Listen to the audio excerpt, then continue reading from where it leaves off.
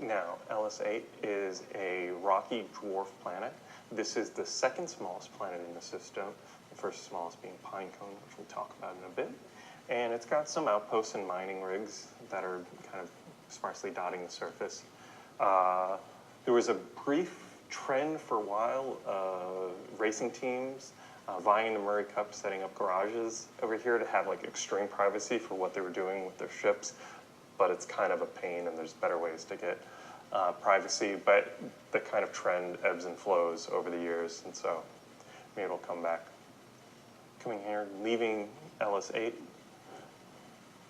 we're going to go check out the next planet, which is Walleye. Walleye is a puffy planet, which is a gas giant with a large radius and a very low density, i.e. puffy. It is the largest gas giant in the system. Look at that. Look at how big and puffy. It's most known for its gas refineries. It's got a lot of different gas refineries. And they do something kind of interesting here because of all the racing in the system. The gas refineries here specialize in making individual fuels at the request of the racing teams as well that are ideally suited for racing. So there's a lot of proprietary plans and unique labs. But in general, it's also useful as a stopping point for any of the long haulers moving through the system. Pinecone, which is the outer world, has a lot of resources, so you get a lot of cross traffic. And so there's a bunch of rest stops in the area of Walleye.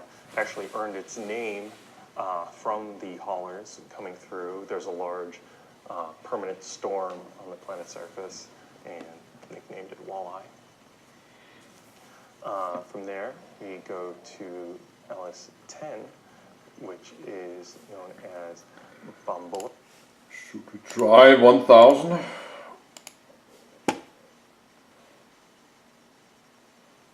Oh yes. Let's load. But that's normal. I can have a bit problem with my internet connection. Let's see, that's loading.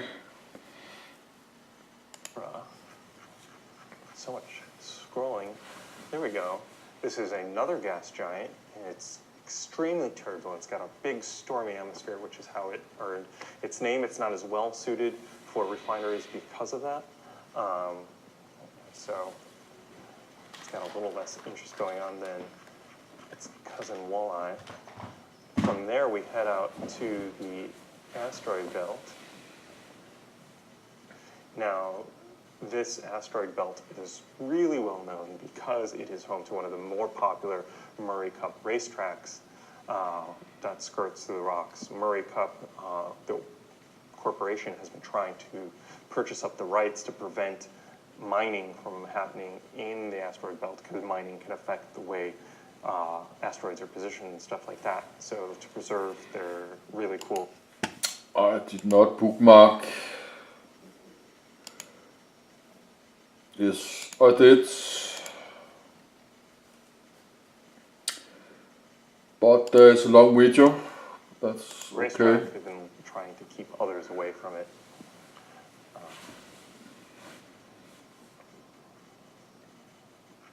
Now from there, we're going to head out to LS11, which is over here. Now, LS11 is really cool. 11. Only a few. Maybe the reason through my upload have stopped again to YouTube. This is maybe why I can. Let's have some ship commercials.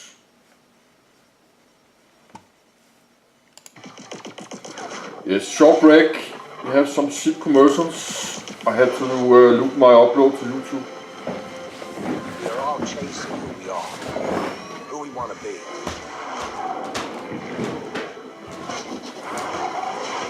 Which begs the question, why choose it all? Introducing the all-new Alpha, Beta, Delta, Gamma. 2948 Mustang. Dream redefined for modern era. Yes, my upload is running. We don't need a long. I have to check this.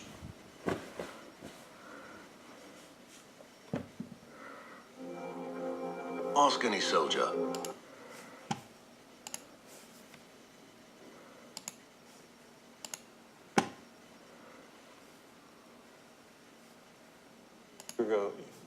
Only a few years ago in 2943, the moon of LS-11 collided into the planet. And this was a big deal for scientists to be able to witness this live. They did a whole evacuation of the area because they weren't sure what the effect would be. And they established a science station in the area known as Icarus Station, or Icarus Platform, where they were able to study it up close. At the time, there was these rumors going around, maybe Parker Trell started them, about how this was actually the government doing this on purpose to test a planet-destroying weapon. But the evidence points to this being a natural phenomenon. There was kind of a debate as well between the science organizations and the mining organizations about who would get to use the planet after it had collided.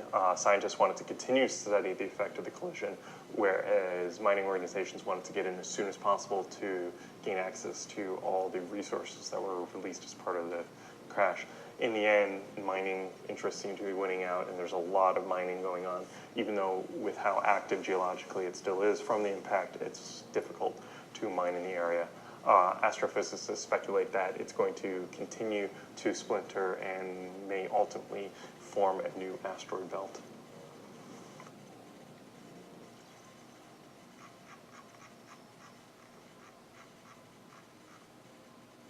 So from there, we head out to Judeca, which is over here. It is a terrestrial rocky planet. It is made out of mostly ice. It's got an ice coating on the whole surface. It's an icy world. And that's mainly what it's known for, being really cold. There's some ice harvesting going on, but not much in other ways. Then from there, we're going out to the last planet in the system, which is Pinecone, which you've heard me mention a few times. Scroll all the way back. For those of you who like slightly off the horizontal orbits, have it right here.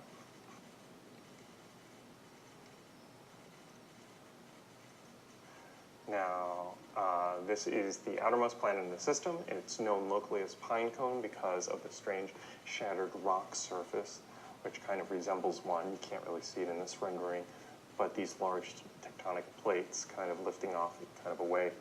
It's rich in heavy minerals, and it is a very popular destination for mining in the area. And because of that, it kind of drives traffic into these outer regions for the long-haul miners. And a popular thing here for the people who do this run is actually to get Pinecone air fresheners, which are shaped like the world. Now that we've hit the outer banks of this system, let's head back into the middle worlds, into our green band, and talk about our core systems and a little bit more about Murray Cup racing. So the Murray Cup dates way back just to when the system was beginning to be formed in 2467. They had just discovered it, and all this terraforming was going on. Now, because there wasn't a lot of other infrastructure in the system, the terraformers and their families had to pass the time some way, so they used this like extra terraforming equipment that they weren't using, and started setting up these racing courses that they would challenge each other to see how they could skirt around it. And so eventually it just grew and grew from there into this really popular pastime in the system, and more challenge courses. Now, the name of the system actually came about from the most popular course that they had set up, where it was a mnemonic device to help you remember the turns, in which case there was a main L-shaped turn, and then a straight narrowway, and then an S-shaped turn. So L-I-S, L-S, and that's how it kind of stuck as being referred to as the system as it became more and more popular. Now, as it grew, eventually people would try to work out in the system and came out here not because they were just happening to be here for the terraforming jobs, but specifically to do the racing. And one gentleman, Amon Murray, who was kind of a smuggler in the area, started running a betting book on the races, and his profit from that outweighed anything he was doing from smuggling. So it became his primary focus in the system, and he started actually doing a push to make it more legitimate and drive money into it. And so after a few months of running it, he was able to organize the first official Murray Cup race, which bore his name. And that was in 2479, and Ian Rickard was the winner. He was piloting an RSI Nova courier ship, and he had made a ton of personal modifications, which kind of became the standard for Murray Cup racing, that the hull is only where you start, and you have to do a lot of mods to get it up to snuff to compete. And then, so the main draw has been for a long time now, the racing and the tourism side of it, even though it's got a lot of fishing on some of the worlds, and specifically on Campos, and also some good mining going on. They've never really developed the manufacturing industry. Even though racing is so popular here, most of the components and everything are made elsewhere and just brought in to be sold. Yes, I have to watch this. I like to watch all this Guide to the Galaxy myself, because you cannot understand what Star Citizen is if you not understand how the universe in Star Citizen will be designed, and the thoughts, how they plan to design it. I've never seen this, and I understand that if they actually like to create like 50 star systems with all these planets, that would be, I don't know how many, 500 planets and moons. That would be a lot of work and a lot of places to explore. So I understand that, but of course that's possible to do. You just need a lot of money and a lot of people to work, a lot of designers. So everything is possible. You just need a lot of money In the system. So the first main core system is green, so named because it sits at the edge of the inner green zone line. It was the most recent one to be terraformed, and it was constructed as a resort to cater to the racing crowds. It is an ocean world, and unfortunately after the terraforming process, they have not been able to get sea creatures to survive in the ocean. They haven't been able to figure out quite what went wrong, whether it was something in the terraforming process or something in the water itself. They keep introducing life from neighboring Campos or from Earth or other systems, and nothing really sticks. They have big blooms, major die-offs, and they're back to where they started. They're still working on it. We'll have to see if it's something that can be solved. The planet is dotted with luxury towers and mega resorts. The main city is Ido, which sits on these stark cliff face overlooking the oceans.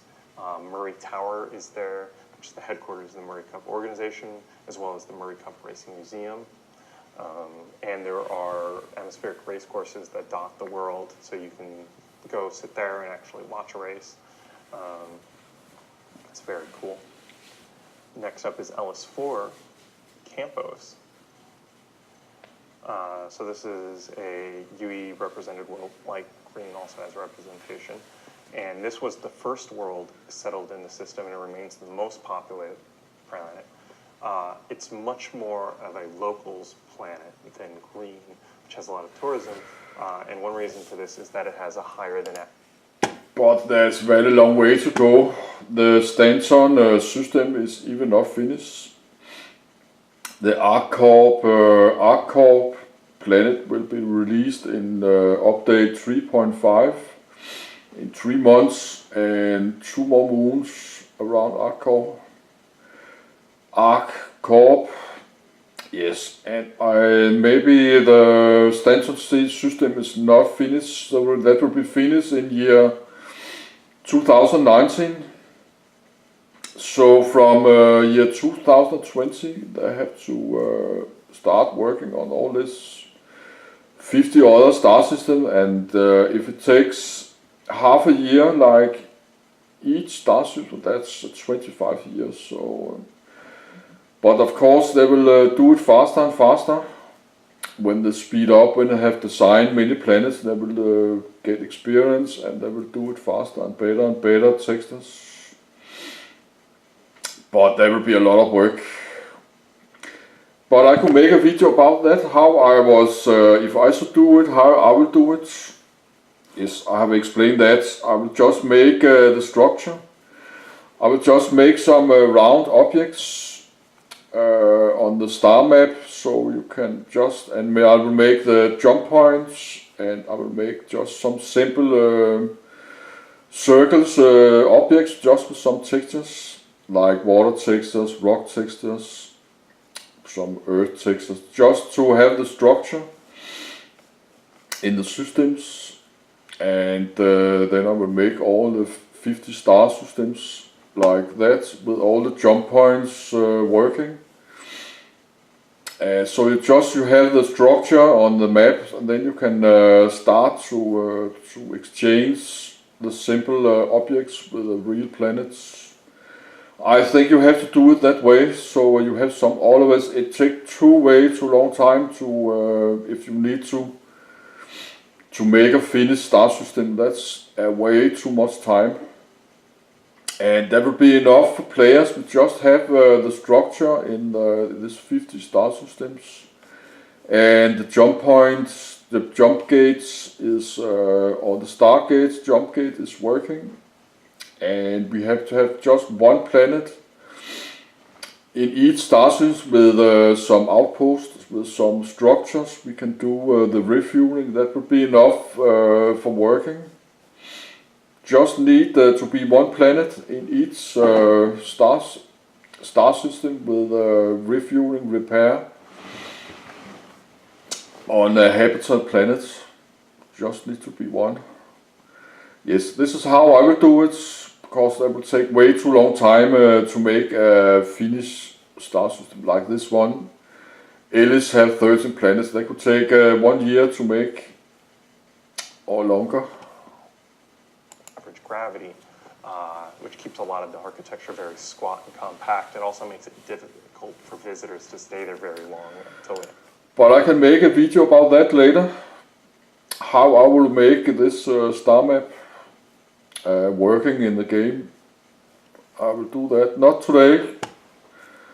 I have not watched it all. I will watch everything.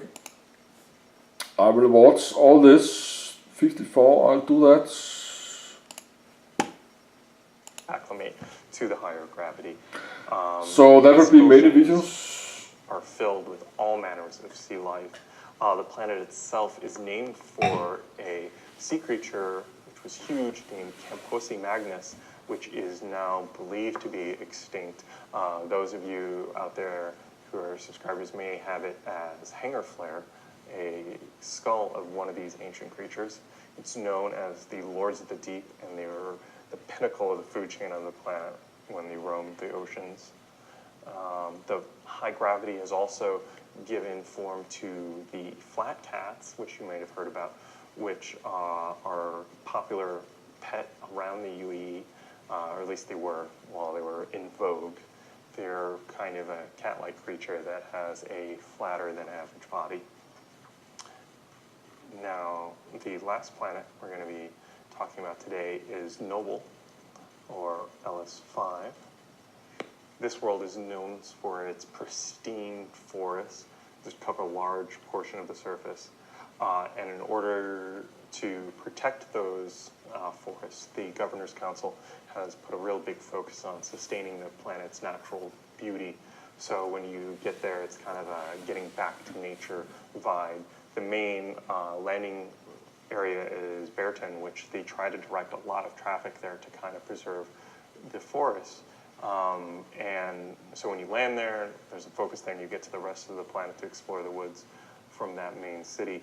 And it's kind of cool because of how dark it gets below the tree line. When you're like at the base of the trees, a lot of the sun is blocked. So architecture on the world is traditionally higher up, and they build in platforms along the trees or higher towers to get some of the sunlight that's coming into the world. And it's not quite as densely populated as neighbors because of this. Few small towns. So if you're looking to go camping, Noble is your place to go. Now, Noble, you can see here, has 2 moons allocated to it. Now, just because a lot of times we don't mention moons for planets doesn't mean they have them. It's one of those kind of development cycle things that we go through on the narrative side of where we get the broad scope of systems and worlds and the flavor that we need. And from there, we start dialing in more and more as our focus turns to it.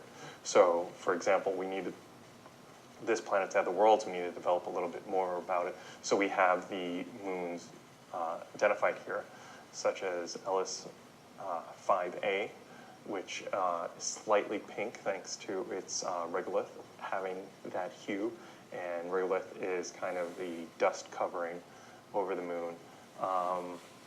And then we also have Ellis 5B, which is a tidally locked moon. So the planet-facing side is pretty pristine, while the backside of it is completely pockmarked from impact craters. And so that is Ellis. Other little tidbits is Ellis has a militia known as the Ellis Protection Force, and it also has a saddleball team known as the Ellis Racers.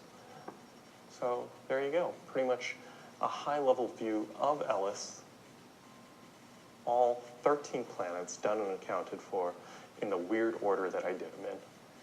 Thank you so much for taking the time to listen today, and thank you for your comments as well and for helping me understand the difference between Greek and Roman alphabets. It is appreciated, and I hope to see you all again soon. Thank you for your support, and thank you to the subscribers for making this possible. And that's been Lore Makers. Thank you for watching. So if you want to keep up with And this is Chris Roberts, Squadron 42's development, please follow us on our social media channels. See you soon. the founder of Star Citizen.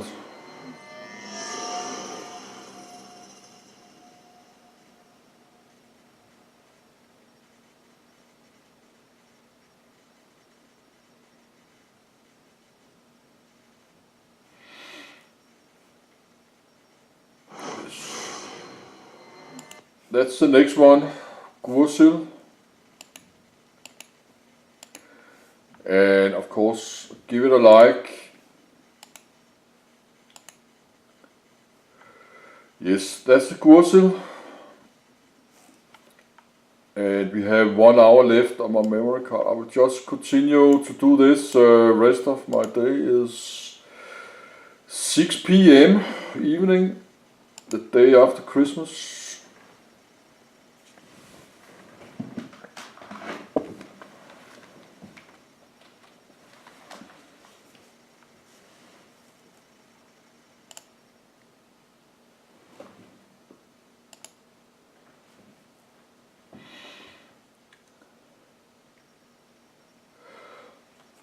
I probably have to reboot my gamer laptop. It has been not been reboot for 2 days. Let's try. This is the Gursil.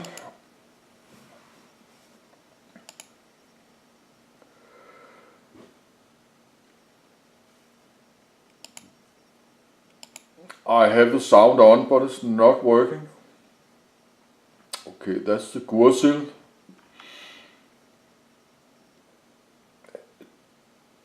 Maybe not have any planets.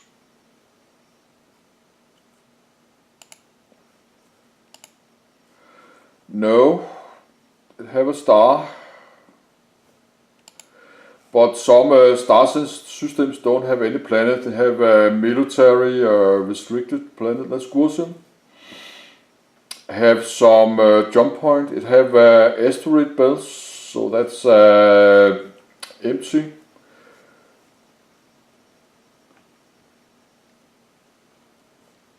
I don't know what this is.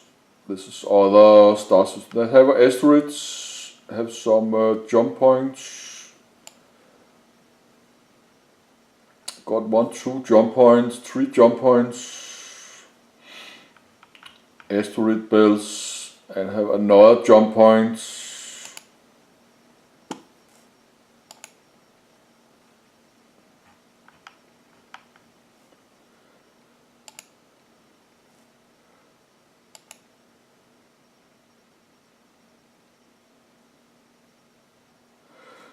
Okay, you can jump like this. Yes, Horus. Anyway, let's look what it is.